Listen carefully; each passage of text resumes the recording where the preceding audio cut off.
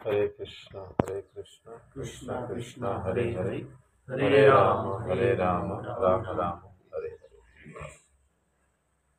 हरे। तो अब यहाँ पर 36 नंबर के श्लोक में भीष्म पितामह बता रहे हैं, जैसे हम कल कहें कि अब भीष्म पितामह पहले दिन का स्मरण कर रहे हैं।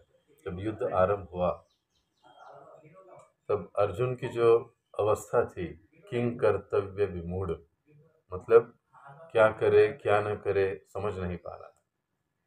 और जब अर्जुन कहते हैं कि सेनयोरुभयोर मध्य रथ स्थापियतम अच्युत, ये अच्युत मेरे रथ को या हमारे रथ को आप दोनों सैन्यों के बीचों बीच ले जाकर खड़ा कर दो, मैं देखना चाहता हूँ कि मेरे साथ कौन कौन युद्ध करना चाहता है।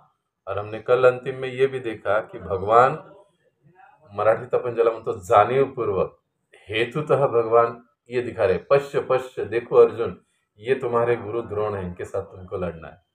फिर वो कहते हैं कि अरे पश्य देखो, ये तो तुम्हारे पितामह है, जिनके शरीर पर तुम खेले कूदे बड़े हुए हो, उनके साथ तुमको युद्ध करना है। एक प्रकार से जैसे हम देख, कल हमने भगवान की, परसों हमने भगवान कैसे नटखट और शरारती होते हैं, कैसे इस प्रकार से इस इतने गंभीर प्रसंग में भी उन्होंने युधिष्ठिर महाराज जी को कैसे उकसाया कि वो भीष्मदेव से प्रश्न पूछे। तो यहाँ पर भी भगवान अर्जुन को एक प्रकार से ये दिखाना चाहते कि देखो, जिनसे युद्ध करे ये तो तुम्हारे अपने हैं, जानबूझकर। और इसलिए प्रभुपाद जी भूमिका के प्रथम भाग में ही कहते हैं कि अर्जुन अ, अज्ञान में था नहीं, बल्कि अर्जुन को अज्ञान में डाला गया, ताकि हम जैसे बद्ध जीवों को भगवान से मार्गदर्शन प्राप्त हो सके। तो पश्य कहने का ये भी एक मतलब है कि जानबूझकर भगवान उनको इस प्रकार से ये करना चाहते हैं, उद्विग्न करना चाहते हैं कि देखो, अपनों के साथ ही तुमको लड़ना है, ये तो तुम्हारा भाई है, ये तो तुम्हारे गुरु है, ये तो तुम्हारे अ, संबंधी है, और इनके साथ तुमको लड़ना है। और ये सब देखकर फिर अर्जुन और भी कंफ्यूज हो जाता है, अरे इनसे लड़ूं, उनसे लड़ूं, उनसे लड़ूं, उनसे लड़ूं, ये तो मेरे ही अपने हैं। और फिर वो कहता है अंत में, कि अर्जुन कहते हैं, क्षमा करें, कि ये इससे तो अच्छा है कि मैं इन सबको छोड़कर मैं जंगल में चला जाऊं, मुझे राजपाट कुछ नहीं चाहिए। और फिर किस प्रकार से भगवान ने गीता का उपदेश देकर उनकी बुद्धि को फिर स्थिर किया, फिर युद्ध के लिए उनको प्रेरित किया, वो सारे प्रसंग को अब वो याद कर रहे हैं। वो कहते हैं कि आपने अज्ञान पूर्णतया निकाल दिया अर्जुन का। देखिए प्रथम स्कंद में उसको क्षमा करें, प्रथम अध्याय भगवद गीता का अर्जुन विषाद योग कहा गया है, यानी अर्जुन की शोकमग्न अवस्था। अब प्रायः हम ये सोचते हैं, कहते हैं कि शोक जो है वो अज्ञान का प्रतीक है। जब कोई चला जाता है या कुछ हमारी चीज़ गुम जाती है तो हम शोक करते हैं, अरे मेरी चीज़ थी गई, ऐसा हुआ वैसा हुआ, मैं बहुत उससे अटैच था, चाहता था, वगैरह वगैरह। और हम लोग कुछ समय के लिए दुखी हो जाते हैं। तो प्राय ये श्लोक जो है, ये शोक जो है, वो शोक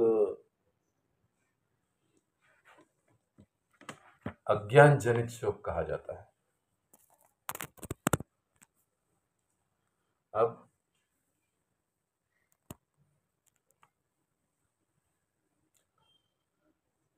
लेकिन शास्त्र हमको समझाते हैं कि शोक दो प्रकार का होता है, एक तो अज्ञान जनित, अज्ञान से उत्पन्न शोक, और दूसरा ज्ञान से उत्पन्न शोक। यहाँ पर भीष्म पितामह जो अर्जुन की अज्ञान की बात कर रहे हैं, वो तो जैसे प्रभुपाद जी ने पहले ही हमारा डाउट क्लियर कर दिया कि अर्जुन अज्ञानी था नहीं, बल्कि उसको अज्ञान में डाला गया, ताकि हमें भगवान के उपदेश समझ में आ सके या हम लोगों को सुनाया जा सके। अब ये जो अर्जुन का अज्ञान है, स्थूल दृष्टि से हम देखते हैं ये अज्ञान जनित अज्ञान है। क्योंकि अर्जुन जो शोक व्यक्त कर रहे हैं वो शोक शरीर संबंधों के कारण व्यक्त कर रहे हैं कि ये मेरे मामा है, ये मेरे भाई है, ये मेरे गुरु है, आदि आदि सारा कुछ। तो ये शरीर के स्तर पर या भौतिक दृष्टि से जब व्यक्ति शोकमग्न होता है तो उसे अज्ञान जनित शोक कहते हैं। भागवतम में इसके उदाहरण आते हैं। राजा सुयज्ञ की पत्नियों का शोक, जब वो राजा मर जाता है युद्ध में तो पत्नियां उनका दाह संस्कार के लिए परमिशन ही नहीं देती कि हम इसको छोड़ेंगे ही नहीं, ये हमारा पति है। ऐसे होता है, कई सारे उदाहरण। तो ये जो शोक है ये अज्ञान जनित शोक है, और अज्ञान जनित शोक का जो परिणाम है वो और अधिक आसक्ति में हो जाता है। मतलब व्यक्ति और अधिक उस स्थिति में, उस वस्तु में, उस व्यक्ति में या उन चीज़ों में आसक्त होता है, उसका अटैचमेंट उससे जल्दी निकलता नहीं। लेकिन इसका मतलब ये नहीं कि भौतिक जगत में रहते हुए हम शोक व्यक्त न करें। जरूर एक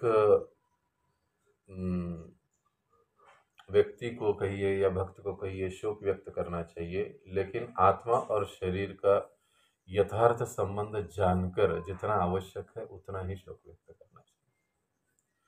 आवश्यकता से अधिक जब शोक व्यक्ति करता है तो फिर वो अज्ञान जनित शोक कहलाता है। इसका मतलब आत्म तत्व के बारे में वो व्यक्ति समझा नहीं। भौतिक जगत में हम लोग देखते हैं कितने लोग रोते हैं जब कोई जाता है। मैं देख रहा था, अभी वो सब मैं ऑब्जर्व कर रहा था, इन सारे श्लोकों को मेरी आंखों के सामने से गुजर रहे थे। बट हम लोग कई बार मतलब भक्त होने के बाद भी, भक्तों के घर में भी जब हम ऐसी परिस्थिति आती है, हम जाते हैं तो हम देखते हैं कि हम सुनते तो है 10-10 साल से कि हम शरीर नहीं आत्मा है, बट स्टिल ये जो चीज़ें हैं वो इतनी गहरी होती है कि वो मतलब 10 साल के सुनने से नहीं निकल सकती है, उसको निरंतर सुनना पड़ेगा। ये अज्ञान जनित शोक है जो दर्शाता है कि हम अभी भी आत्म तत्व के ज्ञान में ठीक से स्थित नहीं हुए हैं। और ऐसा शोक जितना अधिक हम इसमें लिप्त होते हैं ये हमको और इस भौतिक जगत के प्रति, वस्तुओं के प्रति, व्यक्तियों के प्रति अटैच, आसक्त करते जाता है। अब शास्त्रों में दूसरे प्रकार का शोक भी बताया गया, ज्ञान जनित, यानी ज्ञान से उत्पन्न शोक।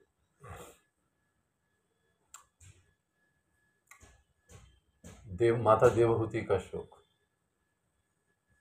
माता देवहूति जब उनके पति देव सब छोड़कर जाने लगते तो वो कहते हैं कि हाय देखो मैं कैसी हूँ, कि मेरे पति इतने धर्मात्मा थे लेकिन मैं उनकी सेवा ठीक से कर नहीं पाई। मेरे पति इतने बड़े धर्माचरण करने वाले थे, इतने बड़े तपस्वी थे, लेकिन फिर भी मैं अपनी साधना, अपना तप ठीक से कर नहीं पाई। इसके लिए वो शोक व्यक्त करती है।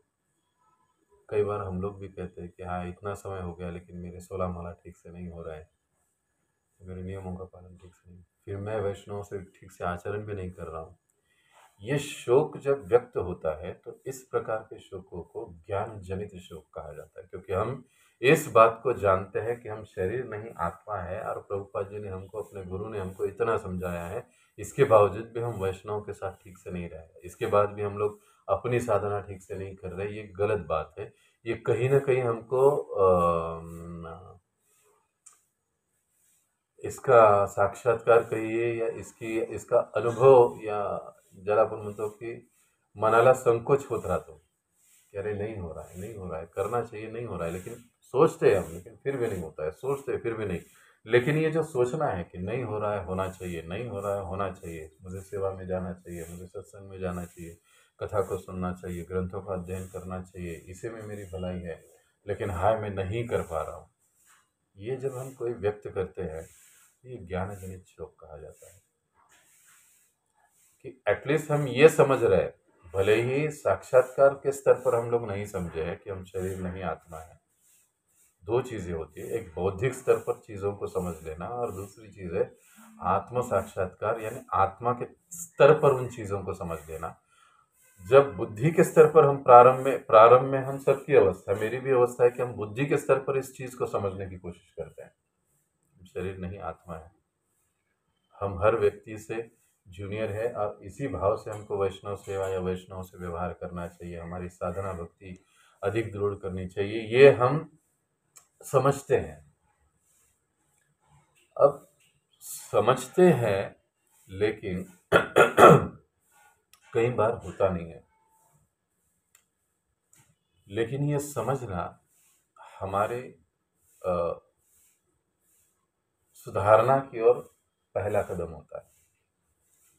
देखिए, कोई व्यक्ति, कोई साधक तभी सुधर सकता है जब उसे लगे कि मुझे सुधारना की आवश्यकता है,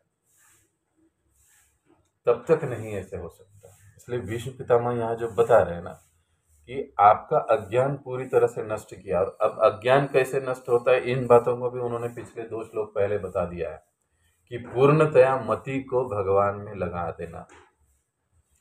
अपने जो इंद्रियां हैं, इंद्रियों के विभ्रम को रोककर अपने मति को भगवान में लगा देने से अज्ञान दूर होता है और हम ज्ञान जनित शोक की ओर बढ़ते हैं। ऐसे कभी नहीं होगा कि व्यक्ति को या साधक को शोक है ही नहीं।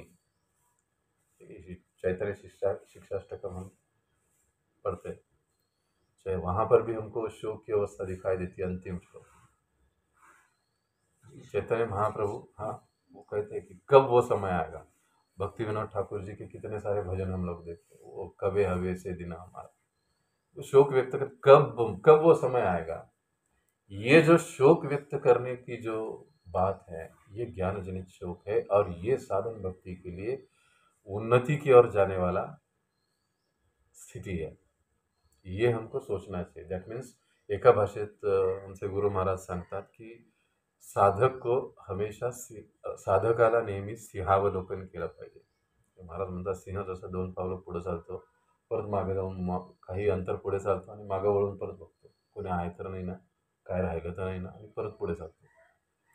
तो साधन भक्ति में, या साधन भक्ति में महाराज जी भी कहते हैं कि जो कोई भी साधक है उनको ये समय समय पर देखना चाहिए कि भाई मैं कहाँ था, कहाँ आया, कि कहाँ पर था और कहाँ पर आया।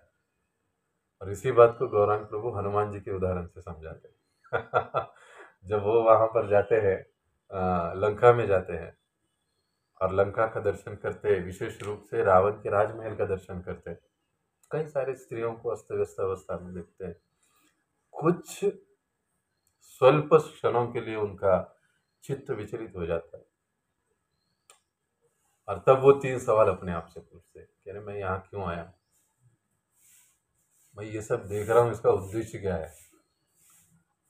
और तीसरी बात क्या कहते हैं, इस समय में जब ऐसी विचलन की अवस्था और उद्देश्य की अवस्था वो सोचते, तो भगवान के श्री चरणों का, राम जी के श्री चरणों को स्मरण करते हैं। इस 3 चीजें जो हमें आत्म परीक्षण की ओर बढ़ाती है। सनातन गोस्वामी पाद एक बहुत सुंदर लिखते हैं अपनी इस दामोदर अष्टकम की दिग्दर्शनी टीका में। वो कहते हैं कि भक्ति का जो प्रक्रिया है वो आत्म परीक्षण का प्रक्रिया, इट इज नॉट परात्म परीक्षण प्रक्रिया। परात्म मतलब क्या है, दूसरों का परीक्षण करना, अरे वो कैसा है, वो कैसा है, उसने क्या किया, उसने क्या किया। बट बैड लकली कई बार हम लोग इसमें अटक जाते हैं। लेकिन it is not a devotional service. मैं कैसे हूं और मुझे कैसे होना चाहिए, ये आत्म परीक्षण की जो बात है, ये विशेष रूप से भक्ति की पद्धति है या विधि है, कह सकते हैं। तो विश्व पितामह कहते हैं कि आप क्योंकि भगवान के पूर्णतया शरणागत हो, आपका एक विशेष रस में भगवान से संबंध है, जैसे ही आपका अज्ञान उत्पन्न हुआ, भगवान ने ज्ञान देते हुए आपके अज्ञान को नष्ट किया। ऐसे भगवान का नित्य आकर्षण मुझे रहे, इस प्रकार से वे प्रार्थना करते। देखिए, भगवान हर भक्त के साथ उसके स्थिति और उसकी चेतना या उसकी भावना के अनुसार व्यवहार करते हैं। जैसे महाभारत में एक उदाहरण कथा आती है कि जब युद्ध तय होता है तो युद्ध तय होने के बाद भीष्म क्षमा करें, अर्जुन और दुर्योधन दोनों ही भगवान श्री कृष्ण से मदद मांगने के लिए जाते हैं द्वारिका। सौभाग्य से कहिए या दुर्भाग्य से कहिए, दुर्योधन पहले पहुंच जाता है। तो लेकिन देखता है कि भगवान सोया हुए हैं, कृष्ण सोया हुआ है, तो थोड़ा फ्रस्ट्रेटेड हो जाता है, अरे क्या, मैं इतने इम्पोर्टेंट विषय के लिए आ गया लेकिन ये तो सो रहे हैं। और वो जाकर उनके सिरहाने बैठ जाता है, भगवान के सिरहाने के पास बैठ जाता है जहाँ भगवान सोए। कुछ ही समय के बाद अर्जुन वहां पर आते हैं। अर्जुन वहां पर आते हैं, अर्जुन देखते कि अरे भगवान विश्राम कर रहे हैं, फिर भी उसको प्रणाम करते हैं, भगवान को प्रणाम करते हैं और अब जाकर बैठते हैं भगवान के चरणों के पास। चरणों के पास जाकर बैठते हैं, स्वाभाविक रूप से भगवान के चरणों में यानी पैरों पे हाथ रखते हैं और उनका सेवा करना चालू करते हैं। आचार्यगण समझाते हैं एक भक्त का व्यवहार और एक अभक्त का व्यवहार भगवान के प्रति या भक्त के प्रति कैसे होता है, इन दोनों चीज़ों से, इन दोनों के व्यवहार से हमको पता चलता है। अब दुर्योधन ने प्रणाम किया नहीं किया, भगवान ने थोड़ी ना देखा। देखो उसकी सोच क्या है, वो तो सोए हुए हैं ना, मेरा प्रणाम थोड़ी ना उनको दिखेगा, तो प्रणाम करने की जरूरत क्या है मुझे, जाकर बैठ गए। जब अर्जुन आया, अर्जुन ने भी देखा कि भगवान सोए हुए, लेकिन स्टिल फिर भी उन्होंने प्रणाम किया। इसका मतलब क्या है, इसका एक मतलब ये है कि जो आदर हम सामने अन्यों को देते हैं वही आदर हमको बैकएंड में भी देना, ये सबसे इम्पॉर्टंट चीज है। ऐसे नहीं कि वो अभी नहीं देख रहा है, तुम्ही त्याला आरतूर पण बोलू शकतो, तो बघत नाही तो थोडी जाया केली। तर ये जो सारी चीजें हैं ये वैष्णव के प्रति के प्रेम और आदर को कम कर देती है। जितना हम लोग आदर और प्रेम के साथ रहते हैं, ये सारी जो छोटी छोटी चीजें बातें हैं ना हमको, ये सब एटिकेट सिखाती है हमको। इसीलिए तो ये लीलाएं कथाएं हुई, नहीं तो भगवान ऊपर से आते, गौरांग प्रभु कहते नहीं क्या, ऊपर से आते चक्र चलाते मार के चले जाते, फिर क्या रहा, मजा ही क्या उसमें। लेकिन ये सारी जो भगवान उनके भक्त इनकी सारी जो लीलाएं होती है, ये हमको दर्शाने और सिखाने के लिए, ताकि हमारी यहाँ पर प्रैक्टिस हो, वहां पर जाके हम कुछ गड़बड़ ना करें। यही तो प्रैक्टिस है हमारी इधर। तो यहाँ पर अब भगवान उठ गए, तो भगवान ने उठा तो पहले देखा, स्वाभाविक रूप से आदमी उठता है तो सिरहाने थोड़ी ना पहले देखता है, वो सामने देखता है, उठ के बैठे अर्जुन दिखाई दिया, अरे पार्थ तुम कब आए। तो पीछे से आवाज आई, अरे मैं उनसे पहले केशव मैं आया हूँ। अरे तो कहे आप भी आए हो क्या। भगवान हंसने लगे। अब भगवान सोते हैं, सोते भी नहीं है, ऐसा नहीं कि भगवान सो गए तो उनको पता नहीं चला कि कौन आया और कौन। ये भगवान का एक अलग महत्ता है। लेकिन फिर भगवान, अब भगवान की जो नटखटता है देखो, फिर भगवान कहते नहीं नहीं आप आए हो ठीक है, लेकिन पहले मैंने अर्जुन को देखा। पहले मैंने देखा किसको, मैंने आपको देखा ही नहीं कि आप मेरे सिरहाने पीछे बैठे हो, मैंने तो अर्जुन को देखा। ये कहे ठीक है आपने अर्जुन को देखा, लेकिन उससे पहले मैं यहाँ पर आया। तो भगवान कहते हैं छोड़ो इन बातों को, अब बताओ कि कैसे आना हुआ तुम्हारा। दुर्योधन तुरंत कहने लगता है कि अरे देखो, आप तो जानते हैं कि हम दो भाइयों में अब दोनों में, कौरव पांडव में युद्ध निश्चित हो चुका है और मैं आपसे सहायता मांगने आया हूँ। तो भगवान कहते सहायता तो मुझे करनी है, दोनों की करनी है, लेकिन अब कैसे कर सकता हूं मैं। तो कहे एक बात है कि एक तरफ मेरी नारायणी सेना है और दूसरी तरफ मैं खुद हूँ अकेला निहत्था, ऐसे भगवान कहते हैं। और महाभारत में भी ये वर्ड्स, ये शब्द है, भगवान ऐसे ही बोले, ऐसे नहीं कि वो अपना किसका महाभारत आया वो उसकी बात हम कोट कर रहे हैं। कि श्लोकों में भी भगवान कहते हैं, हमारी तो सारी चर्चा हुई, बात हुई है मैं तो कोई अस्त्र शस्त्र उठाने वाला नहीं हूँ, निहत्था हूँ मैं, और एक तरफ मेरी नारायणी सेना है, जिसको जो चाहिए वो ले लो। तो दुर्योधन तुरंत कहता है कि मुझे आपकी नारायणी सेना चाहिए। भगवान रोक देते, नहीं, मांगने का पहला अधिकार तुम्हारा नहीं है। ऐसे कैसे? अर्जुन तुमसे छोटा है, तो पहले वो मांगेगा। अब ये बड़ा डर जाते हैं दुर्योधन, कह रहे अगर नारायणी सेना मांग ली तो फिर मैं इसको लेके क्या करूंगा जो निहत्था है, शस्त्र नहीं उठाएगा। देखिए, जो सोच होती है ना, भौतिक स्तर की सोच और आध्यात्मिक स्तर की सोच, इसमें बहुत अंतर होता है। कई बार कई बार नहीं, प्रायः अंतर होता है। भौतिकतावादी व्यक्ती या भौतिकता से ग्रस्त बुद्धी अक्सर, मराठीत आपण ज्याला म्हणतो की ते पायापासलाच विचार करतात, दूरचा विचार करतात, प्रेयस और श्रेयस वो उतना ही सोचेगा। लेकिन जो आध्यात्मिकता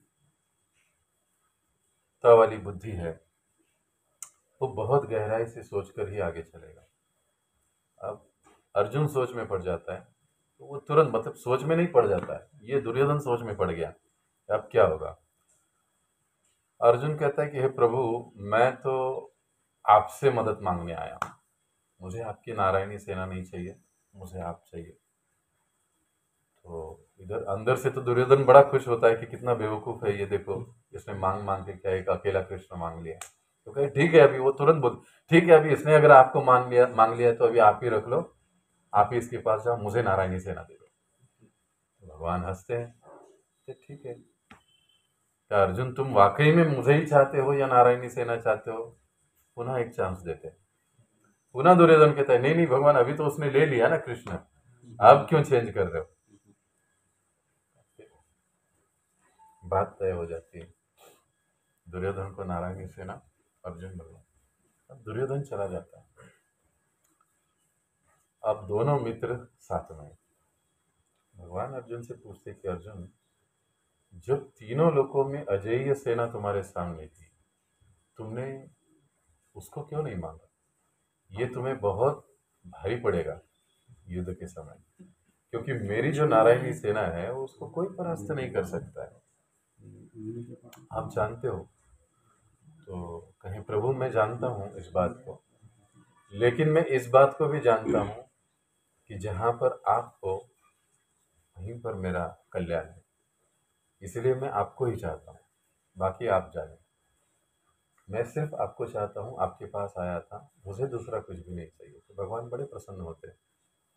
अब यहाँ पर दूसरे प्रसंग में दुर्योधन अपने हस्तिनापुर लौट जाता है, वहाँ पर शकुनी आदि सारे महाराज म्हणतात चांडाळ चौकड़ी तो कहते हैं, वो बड़े आनंद के साथ आता है कि देखो देखो, आ, मैंने इतना बड़ा डील करके मैं आया हूँ, कृष्ण की नारायणी सेना हमारे साथ है, अब युद्ध में हमको कोई नहीं हरा सकता। तो शकुनी कहता है कि अरे ये कैसे हो गया? तो कहे अब क्या कहे वो बेवकूफ अर्जुन, कृष्ण ने तो हमारे सामने दोनों चॉइस रखे थे, नारायणी सेना किसे चाहिए और कृष्ण किसे चाहिए, और उसने पहला चांस उसको देने के बाद भी उसने पहले वो निहत्थे अर्जुन को चुन लिया। फिर मेरे लिए तो काम एकदम आसान हो गया, मैंने नारायणी सेना ले लिया, अब हमारा पराभव कोई नहीं कर सकता। शकुनी कहता है अरे बेवकूफ, ये डिसीजन तुझे बहुत महंगा पड़ेगा, क्योंकि अकेले कृष्ण ही हजारों नारायणी सेना के लिए भारी है, ये अलग बात है, इसको तुम नहीं समझेगे। इस प्रकार से उनका वाद विवाद या वार्तालाप होती है। ये सारी चीजें, सारे प्रसंग को भीष्म पितामह इसलिए याद कर रहे हैं ताकि वो ये समझा रहे हैं कि पांडवों का कृष्ण के प्रति का जो प्रेम है वो कितना स्वाभाविक है। अब दूसरी घटना एक आती है, इन श्लोकों से ही संबंधित है। दूसरी घटना आती है कि जब युद्ध आरंभ होता है, युद्ध चालू होता है, भीष्म पितामह सेनापति होते हैं और 5 दिन युद्ध के बीत चुके हैं, पांडवों में से कोई नहीं मरा, लेकिन कौरवों की पूरी, मतलब कई सारी सेनाएं, कई योद्धाएं मारे गए। दुर्योधन को ये बात सहन नहीं होती है। दुर्योधन आता है भीष्म पितामह के पास, बहुत बुरा भला कहता हूँ, कैसे आप हो, आप तो अजय हो, देवता भी आपसे युद्ध नहीं कर सकते, शिव जी भी आपको प्रणाम करते हैं, लेकिन इसके बावजूद भी मैं देख रहा हूँ वो पांचों पांडव अभी तक जीवित है, हमारे इतने सारे सेना और सैनिक सेनापति मारे गए हैं, रथी महारथी मारे गए हैं। मुझे ऐसे लगता है कि आप दिल से युद्ध नहीं कर रहे, आप पक्षपात कर रहे हैं। खा मेरे थाली में रहे हो लेकिन प्रेम पांडवों से करते हो, ऐसे शब्दों का प्रयोग करते हो। तो ये बात सुनकर भीष्म पितामह को बड़ा बुरा लगता है, दुख होता है। देखिए, जो एक्चुअल में प्रमाणिक और सिद्धांतों के अनुसार चलने वाले व्यक्ति होते हैं ना, उनको ये बातें काफी बुरी लगती है। आप बाकी उनके साथ व्यवहार कैसे भी करो वो सह जाएंगे, लेकिन जब ऐसे कोई उनके कैरेक्टर ही पर ही सवाल उठाता है कि आप ही डिप्लोमेटिक आदमी हो, तो उनको बड़ा दुख हुआ। तभी वो तुरंत प्रतिज्ञा करते हैं कि ये तुम्हारा जो भ्रम है मैं दूर कर दूंगा, मेरी पूरी निष्ठा मेरे हस्तिनापुर के साथ है, कल मैं ऐसे घनघोर युद्ध करूंगा, या तो पांडव नहीं रहेंगे या मैं नहीं रहूंगा। या तो तीसरी बात कहते हैं कि जो निहत्था कृष्ण है उसको शस्त्र उठाना ही पड़ेगा कल, ऐसा युद्ध होगा। वो इतना भयानक प्रतिज्ञा करते हैं। अब दुर्योधन थोड़ा होता है कि हाँ, अब यानी इसे कहते हैं ना, किसी को ये ऐसे बुद्धिमान लोग होते हैं कि अगर किसी से सेवा या काम करवाना होगा तो उसके ईगो को उकसाओ तो वो भागता है। बट इट इज ये भक्तों के समूह के लिए की बात नहीं है। ये भौतिक जगत में जो कंपटीशन का जो चलते रहता है उसके लिए होता है। ये बॉस उस बॉस को, या ये जूनियर उस सीनियर को, या ये सीनियर उस जूनियर को उनके ईगो के साथ खेलता है, और फिर वो दोनों लग जाते हैं। कौन आगे जाएगा, तू जाएगा मैं जाएगा, कौन बढ़िया करेगा तू करेगा मैं, कौन टारगेट अचीव करेगा तू करेगा मैं करेगा। बॉस का काम क्या होता है, देख तेरे से बढ़िया कर रहा है, कल आया वो लड़का है वो, ये और उचक जाता है, वो और भागता है उसके पीछे। ये भौतिक जगत की बात है। लेकिन यहाँ पर ऐसे नहीं, लेकिन भीष्म ने बराबर, भीष्म के लिए दुर्योधन बराबर ये किया। एक स्थान पर प्रभुपाद जी कहते हैं कि दुर्योधन हालांकि हमको मूर्खों जैसा दिखाई देता है, लेकिन पहले ही अध्याय में कहते हैं कि दुर्योधन वैसे नहीं है, बल्कि वो एक बहुत ही कसा हुआ राजनीतिज्ञ है वो भी। इसलिए कई सारी चीजों में उसके, लेकिन क्षमा कीजिए, भीष्म नहीं, दुर्योधन, दुर्योधन बहुत कसा हुआ राजनीतिज्ञ है। कई सारे प्रसंगों में उसकी ये बातें हमको दिखाई भी देती है, लेकिन क्योंकि दुर्योधन का गुणगान न हो इसके लिए हम उन सारी चीजों को देखते नहीं है। और हालांकि ये सारी भौतिक बातें, दुर्योधन की जो चीजें बातें हैं, वो उसका राजनैतिक कौशल्य दिखाती है। लेकिन जब अर्जुन के बारे में हम बात करते हैं, जब पितामह के बारे में हम बात करते हैं, तो वो आध्यात्मिक गुण हमको दिखाते हैं।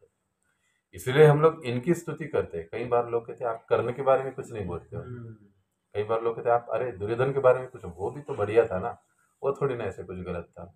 और द्रोणाचार्य के बारे में भी आप कुछ नहीं बोलते हो। क्यों नहीं बोलते हैं? क्योंकि इनके जो भी गुण दिखाई देते हैं वो भौतिकता से संबंधित है। लेकिन जब हम भीष्म अर्जुन आदियों के जब हम गुणों के बारे में या उनके कैरेक्टर के बारे में जब हम बात करते हैं, तो वो हमको आध्यात्मिक गुण दिखाते हैं, दर्शाते भी है, और हमको स्पिरिचुअल लाइफ में आगे बढ़ने के लिए उसका फायदा होता है। इसके लिए हम उनके बारे में ज्यादा कहते हैं। अब भीष्म जी ने प्रतिज्ञा करी, प्रतिज्ञा करने के बाद दूसरा दिन जब युद्ध हुआ, इतना घमासान युद्ध किया भीष्म पितामह ने, लाखों लाखों सैनिक पांडवों के मारते गए, कई रथी महारथियों को उन्होंने धराशायी कर दिया। अर्जुन पूरी तरह से निष्प्रभ हो गए। ये वर्णन आता है 10वें दिन पितामह धराशायी हुए, 8वें दिन ये घटना घट रही है, और 8वें दिन में 8 दिन तक अर्जुन पूरा युद्ध कर रहे थे। एक बार भी अर्जुन थके नहीं और उनको पसीना आया नहीं। हम एक सीढ़ी चढ़ के आते हैं, हमको पसीना आता, लेकिन अर्जुन इतने पूरे युद्ध में रहे, लेकिन वर्णन करते आचार्य लोग कि उनको पसीना कभी आया नहीं। लेकिन अभी अर्जुन आज के दिन युद्ध करते हुए भीष्म के साथ पसीने से लथपथ हो गए और पूरी तरह से थक चुके हैं। पूरी तरह से अर्जुन भयभीत दिख रहे कि अब क्या होगा, क्योंकि अर्जुन तीर चलाने से पहले ही भीष्म के तीर उनके पास पहुंच जाते थे। इतना घमासान युद्ध चल रहा था, भगवान देख रहे, भीष्म की ओर देख रहे, अर्जुन की ओर देख रहे, इन सब की ओर देख रहे हैं, दोनों की ओर। अब भगवान समझ गए कि अगर मैंने अभी हस्तक्षेप नहीं किया तो अर्जुन बचेगा नहीं, इसका पराजय निश्चित है। और तुरंत भगवान उस सारथी को छोड़कर मैदान में कूद पड़ते हैं, वहीं पर गिरा हुआ रथ का टूटा हुआ एक पहिया उठाते हैं और पहिया उठाकर भीष्म की ओर दौड़ पड़ते हैं उनको मारने के लिए। ऐसी स्थिति में भी भीष्म उनके ऊपर बाण चला रहे, अगले श्लोकों में बता, उनका जो कवच है वो टूट कर गिर रहा है, नीचे लटक रहा है, गिर गया है, लटक रहा है शरीर पर, उत्तरिया उड़ के गिर गया। और भगवान वो रथ लेकर उसका चक्र लेकर, पहिया लेकर भीष्म पितामह की ओर दौड़, और भीष्म बाण चला रहे। इसके बावजूद भी भगवान नहीं देख रहे, उनके शरीर को घाव हो रहे हैं, बाण लग रहे हैं, खून निकल रहा है। भगवान का शरीर हमारे जैसे नहीं है, ये समझाते हैं। हाँ, इस प्रसंग पर टीका है, याद नहीं आ रहा है, जीव गोस्वामी भक्ति ठाकुर जी का। तो वो समझाते हैं कि फिर भी ये सब देख रहे, अर्जुन भी देख रहे कि अरे भगवान तो पूरी तरह से अभी ये कृष्ण तो मारने के लिए चले गए, ये तो अच्छा नहीं, ये तो इनकी प्रतिज्ञा है, ये कोई अस्त्र शस्त्र नहीं उठाएंगे, लेकिन इस बार उठाकर वो भाग गए। तुरंत अर्जुन भी रथ से नीचे कूदते हैं और भगवान के चरणों को, पैरों को पकड़ लेते हैं कि हे केशव रुकिए, मत जाइए, आप मुझ पर कृपा कीजिए। अब देखिए, अर्जुन पीछे से भगवान के पैर पकड़ रहे, लेकिन कुछ दूरी तक भगवान उसको भी खींचते खींचते लेकर गए भीष्म को मारने के लिए। देखिए ये चीज क्या दिखाती है, भक्त के प्रति भगवान का कितना स्वाभाविक प्रेम है, कुछ भी नहीं सोचते उसके बारे में। अर्जुन के भीष्म को मारना है, भगवान कहते हैं कि अगर आज मैंने इनको मारा नहीं तो ये तुमको मार देंगे, मैं इन सबको मार दूंगा, देख लेता हूं मैं इनको, क्योंकि है तो ये अधर्मी ही, भगवान ये बोलते हैं। अब भगवान अपनी प्रतिज्ञा भी भूल जाते हैं, लेकिन पुनः अर्जुन कहते हैं कि अरे प्रभु, आप तो प्रतिज्ञा बद्ध हो, आपको ये नहीं करना चाहिए, आपकी तो गरिमा पूरी दूषित हो जाएगी इस जगत में। तो कहते हैं कि उसकी मुझे कोई चिंता नहीं है। तो भगवान दौड़ते, और जब भगवान एकदम पास में आते हैं तो भीष्म पितामह अपना धनुष बाण छोड़ देते हैं, वो भी कि नीचे कूदते और भगवान के आगे जाकर खड़े हो जाते, मतलब घुटनों पर बैठ जाते। ये केशव, मैं इसी क्षण की राह देख रहा था, कृपा करके आप मेरा वध कर दो, मार दो। और अब यहां पर क्या कह रहे, अर्जुन कहते हैं, भगवान अभी भी मारने के मूड में है, लेकिन अर्जुन कहते हैं कि हे प्रभु, क्या आप चाहते हो कि आपके भक्त का मुंह काला हो जाए इस संसार में? अर्जुन युद्ध नहीं कर सका, इसके लिए भगवान कृष्ण को उतरना पड़ा युद्ध में, इससे तो मेरा पूरा इस जगत में मेरी अपकीर्ति होगी, क्या आप ये चाहते हो? जब भगवान इस बात को सुनते हैं तो भगवान रुक जाते, पुनः गए भी भक्त के लिए, रुके भी भक्त के लिए। हालांकि अब इसका मतलब ये नहीं कि भीष्म पितामह भक्त नहीं है, वे भी भक्त है, लेकिन रस की भिन्नता और उस रस के अनुसार भगवान का उस भक्त के प्रति का लगाव, इसमें थोड़ा अंतर होता है। भगवान रुक जाते और कहते कि फिर तुम दृढ़ता के साथ युद्ध करो, अर्जुन को चेतावनी देते, इनमें बिल्कुल अपने पितामह को मत देखो, इनमें देखो कि ये तुम्हारे शत्रु है, इस तरह से अगर तुम युद्ध करोगे तो ये तुम्हारा कुछ नहीं कर पाएंगे। क्योंकि अब तक ये होता था, हमेशा जब भी भीष्म पितामह और अर्जुन का सामना होता था तो अर्जुन सौम्य रूप से लड़ाई करते थे, मतलब ज्यादा कठोरता से एक शत्रु के रूप में उनसे लड़ाई नहीं करते थे, क्योंकि उनका एक बहुत ही अलग स्नेह संबंध था, स्नेह युक्त। तो अब जब भगवान कृष्ण की एकदम ये स्ट्रिक्ट सूचना आती है तो फिर वो समझ जाते हैं, वो प्रसंग रुक जाता है, अर्जुन फिर युद्ध के लिए तैयार हो जाते हैं। और इसी सारे प्रसंग को, किस प्रकार से भगवान के केश धूलि मिश्रित है, शरीर से खून बह रहा है, और उनका उत्तरिया कहीं गिर पड़ा है और वो जो कवच है शरीर का वो लटक रहा है, टूट गया है, हाथ में चक्र लिए है। ये जो भगवान का रूप है, इस रूप को भीष्म पितामह अपने मृत्यु के समय में स्मरण करना चाहते हैं। इसलिए ये सारी जो लीलाएं कथाएं हैं प्रत्यक्ष अप्रत्यक्ष रूप से श्लोक में इनको ये बता रहे हैं। ये 38 नंबर के श्लोक तक हम लोग पहुंच गए। देखिए,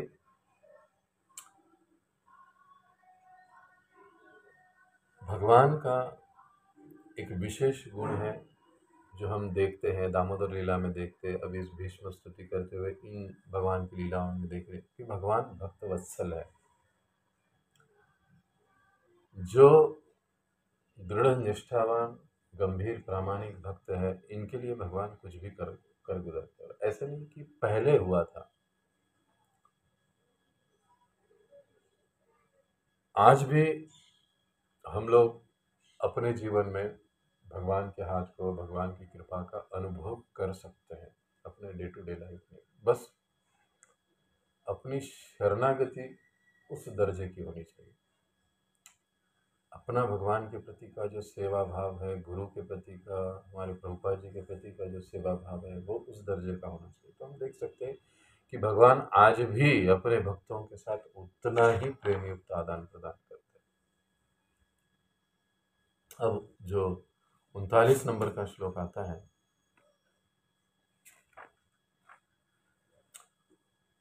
वो श्लोक में भीष्म पितामह स्मरण कर रहे हैं कि भगवान किस प्रकार से रथ हाँकते हैं। ये लीला का पूरा श्रवण हुआ, स्मरण कर रहे हैं, लेकिन स्मरण करते हुए वो ये भी देख रहे हैं कि भगवान कैसे रथ हाँक रहे हैं। कुछ 2-3 सत्रों पहले हमने देखा कि भगवान सारथ्य कर रहे और सारथी के कर्तव्य क्या होते। 3 कर्तव्य हमने देखे, लेकिन अब सारथ्य भी भगवान कैसे करते हैं और कैसे करना चाहिए, उस बात को याद कर रहे हैं। जैसे हमने देखा कि भीष्म पितामह युद्ध कर रहे थे, लेकिन उनका सारा ध्यान, सारा चित्त भगवान कृष्ण के ऊपर था। उनकी हर छोटी मोटी मूवमेंट को वो नोट कर रहे थे। अर्जुन के साथ जो भी उनका संबंध है, जो भी व्यवहार है, वो रथ कैसे चला रहे, कैसे हाँक रहे, और उसको 39 नंबर के श्लोक में बताते।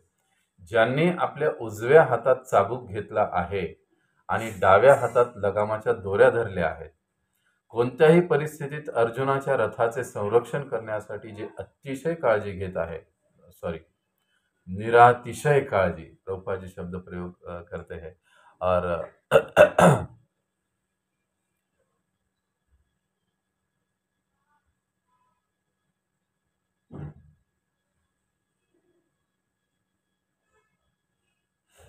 निरातिशय काळजी घेत आहेत, त्या भगवान श्रीकृष्णांच्या ठाई माझ्या चित्ताची एकाग्रता हो। ज्यांनी रणक्षेत्रावर त्यांना पाहिले ते मृत्यूनंतर आत्मरूपाला प्राप्त झाले। आता मृत्यूसमयी माझे सर्व लक्ष तेथेच गुंतून राहो। जब भगवान को स्मरण कर रहे हो, प्राय हम भगवान का फोटो देखते हैं कि भगवान रथ चला रहे हैं, अर्जुन ने तीर पकड़ा है, भगवान रथ चला रहे, एक हाथ में चाबुक है, दूसरे हाथ से उन्होंने रस्सियों को पकड़ा है। ये फोटो काफी प्रसिद्ध है, उसके बारे में गलत फहमी भी प्रसिद्ध है। लेकिन भीष्म पितामह इस रूप को स्मरण करते हैं, पुनः भगवान की इस स्थिति को स्मरण करते हैं। और यहाँ पर 39 नंबर के श्लोक में जो पहला शब्द है, विजय रथ कुटुंब आत्ततोत्रे। अब ये विजय शब्द अर्जुन के लिए प्रयुक्त किया गया। कुटुंब, कुटुंब मतलब परिवार, लेकिन कुटुंब शब्द से कई सारे अर्थों के बारे में आचार्यगण हमको समझाते हैं। परिवार, यहाँ पर शब्द है रथ, प्रभुपाद जी हमको अनुवाद समझाते हैं रथ। कुटुंब का मतलब है परिवार या उनकी रक्षा करने की प्रवृत्ति। तो भगवान इस रथ को ही अपना कुटुंब मान रहे हैं, रथ को बचा रहे, रथी को बचा रहे, घोड़ों को बचा रहे। तो इस भाव से भगवान उनकी सेवा कर रहे हैं, सारे रथ की। हम देखते हैं कि भगवान भूरिश्रवा के साथ जब अर्जुन का युद्ध आरंभ हो जाता है, ये भूरिश्रवा ऐसा दुर्योधन के पक्ष का व्यक्तित्व है कि जिनको शिव जी का वरदान प्राप्त था, और शिव जी का वरदान उसको मिला था, और वरदान में उसको गदा मिली थी शिव जी। और इस गदा की विशेषता शिव जी ने ये बताई थी कि जिसके ऊपर भी ये गदा तुम, मतलब रथी, जिस रथी के ऊपर ये गदा तुम फेंक कर मारोगे वो मर जाएगा। लेकिन याद रखना, वो रथी कोई भी हो, और शिव जी कहते हैं कि वो रथी कोई भी हो, उस रथी पर यदि तुम ये गदा को फेंक कर मारोगे, प्रहार करोगे, तो वो मर जाएगा। लेकिन एक चीज की सावधानी आपको रखनी है। सावधानी क्या रखनी है? कि किसी निहत्थे पर इसका उपयोग मत करना। अगर तुमने ऐसे किया तो वही गदा उल्टी तुम्हारे पास आएगी और तुम्हारा नाश कर देगी। अब भूरिश्रवा और अर्जुन का सामना हो गया, दोनों का घमासान युद्ध चालू हो गया। भूरिश्रवा का पलड़ा भारी हो रहा था, भगवान सब देख रहे थे। अब क्या किया जाए, क्या किया जाए। उसने नागपाश वाले बाण छोड़े, वो बाण अर्जुन को काफी नुकसानदेह होने वाले थे। भगवान ने जैसे ही देखा, अपने हाथ से धरती को एक प्रकार से इशारा किया, रथ को नीचे धसा दिया, बाण ऊपर से चले गए। अब भूरिश्रवा और परेशान हो गया कि अरे ये क्या बात है। वो इतने सारे तीर छोड़ रहा था, लेकिन क्योंकि भगवान सारथ्य में इतने कुशल थे कि उनके हर बाणों की दिशा के अनुसार विरुद्ध दिशा में वो रथ को तुरंत मोड़ ले, पलक निमेष, पलक झपकते ही भगवान रथ को मोड़ देते थे। कई समय तक, घंटों तक इन दोनों का युद्ध रहा, चलता रहा, लेकिन परिणाम कुछ ही नहीं निकल रहा था। भगवान बचा लेते। और यहां से ऐसे भी नहीं हो रहा था कि अर्जुन की ओर से भूरिश्रवा को कुछ तकलीफ या नुकसान हो रहा है। भूरिश्रवा का पलड़ा भारी ताप, किया क्या जाए। लेकिन भगवान तो समझ रहे थे कि अब मैं इंटरफेयर तो कर नहीं सकता, तो भगवान केवल रथी को बचाने का काम कर रहे थे, रथ को बचाने का काम कर रहे थे। घोड़ों का तो सवाल ही नहीं, वो निहत्थे हैं। भगवान ये जानते हैं कि ये घोड़ों पर तो गदा चलाएगा नहीं और बाण चलाएगा नहीं। अब ये गदा के साथ इनका युद्ध शुरू हुआ। अब भगवान काफी विचलित हुए, अब क्या किया जाए। भगवान ने फिर भी बहुत बार वो प्रहार से बचाया अर्जुन को, लेकिन अब भूरिश्रवा इतना परेशान और टेंशन में आ गया पूरी तरह से कि अरे मैं इतना प्रहार कर रहा हूं लेकिन अर्जुन को कुछ नहीं हो रहा। इसका कारण एकमात्र ये सारथी है इसका, ये जो इसको बचा रहा है। पहले इसको ही मार देता हूँ तो अर्जुन का वध आराम से कर दूंगा। आप ये देखिए, जिसको हम स्मृति भ्रंश कहते हैं ना, वो भूल गया है कि शिवजी ने उपवन में क्या कहा है कि अगर निहत्थे पे इसको उठाओगे तो ये फिर से तुम्हारे पास आ जाएगा, तुम्हारा ही नाश कर देगा। उसने ये सोचने के साथ ही उस गदा को डायरेक्टली भगवान के ऊपर फेंक कर मार दिया। अब भगवान तो निहत्थे हैं, उनके पास कुछ है ही नहीं, तो निहत्थे पर आक्रमण करने के कारण वो गदा फिर लौटकर भूरिश्रवा की ओर गई और भूरिश्रवा समाप्त हो गई। ये भगवान की विशेष लीला है। किया तो कुछ भी नहीं, लेकिन सब कुछ उन्हीं ने किया है। ये भगवान की विशेषता है। भगवान के इन गुणों को भीष्म पितामह कहते हैं कि इन लीलाओं को स्मरण करते करते मैं अपने शरीर को छोड़ना चाहता हूँ। तो हे युधिष्ठिर, इन सारे विषय वस्तुओं से अब अपना ध्यान मुझे हटा लेने दो। यानी कौन से विषय वस्तु? युधिष्ठिर महाराज जी जो प्रश्न पूछ रहे थे कि निवृत्ति धर्म का मार्ग क्या है, प्रवृत्ति मार्ग क्या है, राजधर्म क्या है, ये क्या है, वो क्या है, ये सारे भौतिक स्तर के विषय, राजा के कर्तव्य क्या है, इनसे सारे विषयों से मुझे अपने चित्त को निकालने दो हे राजनम।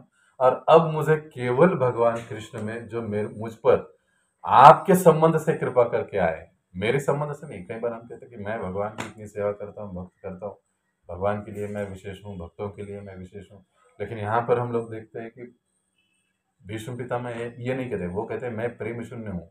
लेकिन हे राजन, आपका जो भगवान के प्रति प्रेम है, उस प्रेम के कारण भगवान मेरे समक्ष प्रकट हुए, मेरे कारण नहीं। मैं, मुझ में तो कोई प्रेम है ही नहीं। अगर प्रेम होता तो मैं अधर्म की ओर से क्यों लड़ता। ऐसे तर्कों को वो देते, लेकिन इसका मतलब ऐसे नहीं है। प्रभुपाद जी समझाते हैं तात्पर्य में कि एक बड़े चढ़े भक्त का ये लक्षण है जो भीष्म पितामह यहाँ पर दिखा रहे हैं। तो पितामह भीष्म जी जो है, इन लीलाओं को, भगवान के इन गुणों को स्मरण करते हुए अपने शरीर को छोड़ना चाहते हैं। पूरा 39 श्लोक में हम ये सारी बातों को देखते हैं। अब जो 40 नंबर का श्लोक आता है उसको हम संक्षेप में पढ़ेंगे और फिर विराम देंगे। आई थिंक नहीं, विराम दे देना चाहिए। बाकी फिर बचे 5 श्लोक हम शाम को कवर कर लेंगे, 44 तक है, तो यहाँ पर हम रुकेंगे। जैसे मैंने पहले ही कहा था, किसी को कोई प्रश्न है तो प्रश्न लिख ले। अंतिम दिन हम एक 15-20 मिनट का क्वेश्चन आंसर सेशन रखेंगे, उसमें सारे प्रश्नों के जवाब दिए जाएंगे। तो यहाँ पर हम रुकते हैं। बहुत बहुत धन्यवाद। आज पंचक का अंतिम दिन है और विशेष रूप से भक्तों को भी ग्रहण समय का ध्यान रखना चाहिए। जो भी अटेंड कर रहे हैं वेद का, अधिक से अधिक जप, अधिक से अधिक साधना, पढ़ाई पठन, इन चीज़ों पर ध्यान दें। तो यहाँ पर हम विराम देंगे। बहुत बहुत धन्यवाद। हरे कृष्ण। जगत गुरु श्रील प्रभुपाद की जय। ग्रंथराज श्रीमद् भागवतम की जय। निताय गौर प्रेमानंदे। हरि हरि बोल।